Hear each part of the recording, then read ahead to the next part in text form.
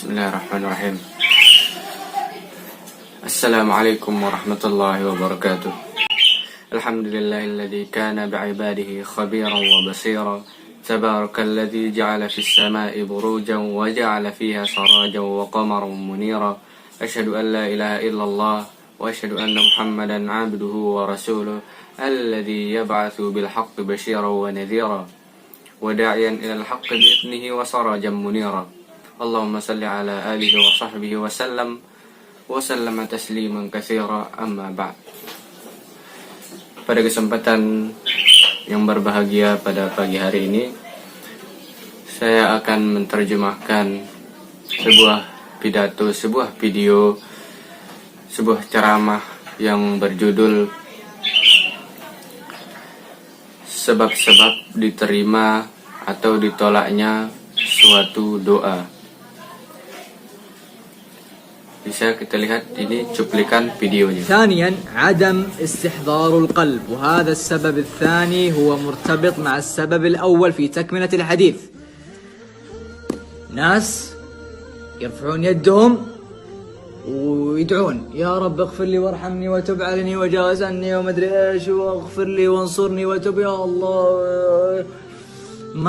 لو سألت قلت وش Di antara sebab-sebab diterimanya doa dan tidak diterimanya suatu doa, yang pertama, ketidakpastian kita ketika berdoa kepada Allah Azza wa Jalla. Kita ragu, di mana kita tersirat, aku tidak tahu Allah akan mengabulkan doaku atau tidak. Di dalam hati, di dalam diri terdapat ketidakyakinan. Allah Azza wa Jalla berfirman dalam hadis qudsi yang artinya, aku menuruti prasangka hambaku terhadapku, maka berprasangkalah sesuai dengan apa yang dikehendaki. Rasulullah Shallallahu Alaihi Wasallam bersabda, berdoalah kepada Allah dalam keadaan yakin akan dikabulkan. Apabila kita sudah yakin akan dikabulkan, sudah selesai, dan tinggal menunggu keputusan Allah Azza wa Jalla. Ibnu Qayyim rahimahumullah pernah berkata, jika di antara kalian ingin memindahkan gunung dan dia yakin kepada Allah Subhanahu wa taala, maka dia akan memindahkannya. Begitu kebesaran Allah Azza wa Jalla. Allahu Akbar.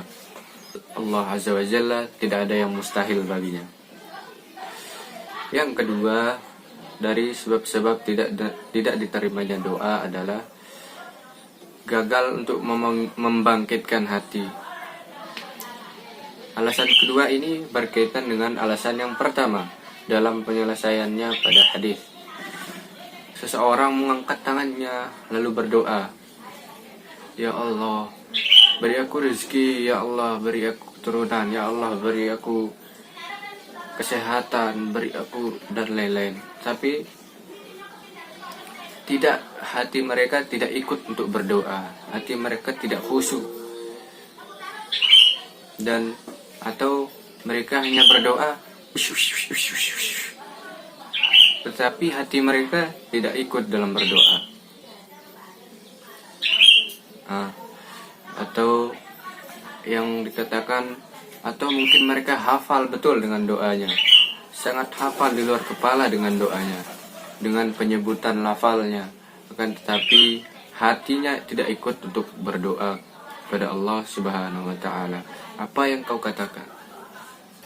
Seperti yang disabdakan hadis Nabi sallallahu alaihi wasallam bersabda, berdoalah kepada Allah dalam keadaan yakin akan dikabulkan, dan ketahuilah bahwa Allah tidak mengabulkan doa dari hati yang lalai.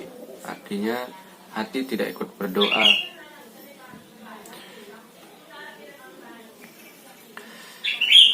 Misalkan Anda meminta sesuatu kepada ayah Anda, abi Anda, atau bapak Anda. Jika kita memujanya terlebih dahulu dengan perkataan, abi, bapak, ayah, engkau sangat berbeda hari ini, tidak seperti biasanya. Hari ini engkau sangat tambah muda, tambah tampan. Niscaya akan lebih mudah untuk meminta sesuatu ketika sudah kita puji, sebelum kita meminta sesuatu. Beda halnya dengan kita langsung meminta tanpa basa-basi, tanpa memuja terlebih dahulu. Seperti contohnya, Pak, beliin motor. Kita langsung menyebutkan. Nah, dia akan kaget dan berpikir panjang untuk memberikan kita. Beda halnya ketika kita puji terlebih dahulu. Begitu pula ketika kita berdoa kepada Allah Subhanahu wa taala, Sang Maha Kuasa, kita harus memujanya terlebih dahulu, kemudian merendah diri sebagai makhluknya, karena Allah Azza wa Jalla menyukai pujian. Yang ketiga, sebab tidak diterimanya doa adalah gagal dalam menjalankan perintah Allah dan menjauhi larangan Allah Azza wa Jalla, dan kurangnya iman kita kepada Allah Subhanahu wa taala. Salat adalah penghubung antara seorang hamba dengan Tuhannya. Ketika kita salat, kita berdoa kepada Allah Azza wa Jalla, maka akan lebih mudah untuk dikabulkannya doa kita. Allah Subhanahu wa taala berfirman dalam Quran surat Al-Baqarah ayat 186, dan apabila hamba-hambaku bertanya kepadamu tentang aku, maka jawablah bahwasanya aku adalah dekat. Aku mengabulkan permohonan orang yang berdoa apabila ia memohon kepadaku, maka hendaklah ia memenuhi segala perintahku, dan hendaklah ia beriman kepadaku, agar mereka selalu berada dalam kebenaran. Nah, yang terakhir adalah yang keempat, sebab-sebab tidak diterimanya doa seorang muslim.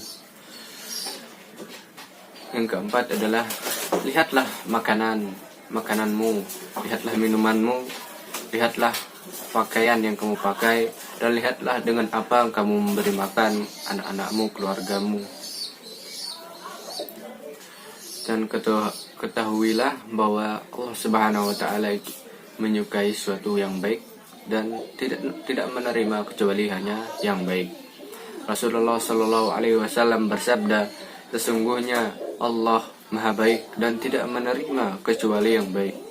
Dan sesungguhnya Allah Subhanahu wa taala telah memerintahkan kepada kaum mukminin dengan sesuatu yang Allah perintahkan pula kepada Rasul. Maka Allah Subhanahu wa taala berfirman, wahai Rasul, makanlah dari yang baik-baik dan kerjakanlah amal saleh. Dan Allah Subhanahu wa taala berfirman, wahai orang-orang yang beriman, makanlah kalian dari rezeki yang baik-baik yang telah kami berikan kepada kalian. Kemudian beliau Sallallahu alaihi wasallam menyebutkan, seseorang yang melakukan perjalanan panjang dan dalam keadaan dirinya kusut dan kotor, dia mengadahkan kedua tangannya ke langit seraya berkata, wahai Rob,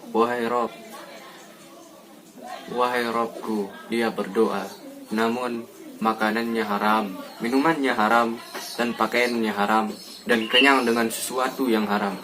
Lalu bagaimana mungkin doanya akan dikabulkan? Nah, begitulah.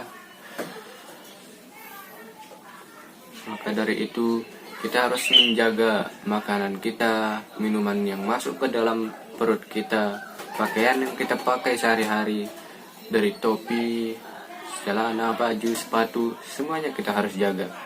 Kita harus mendapatkan semua itu dari yang halal, sehingga doa kita akan mencapai ke Allah Subhanahu wa taala. Baiklah, hanya itu yang dapat saya terjemahkan dari video ceramah bahasa Arab. Sampai jumpa di lain hari, di lain kesempatan. Semoga kita bertemu lagi. Wassalamualaikum warahmatullahi wabarakatuh.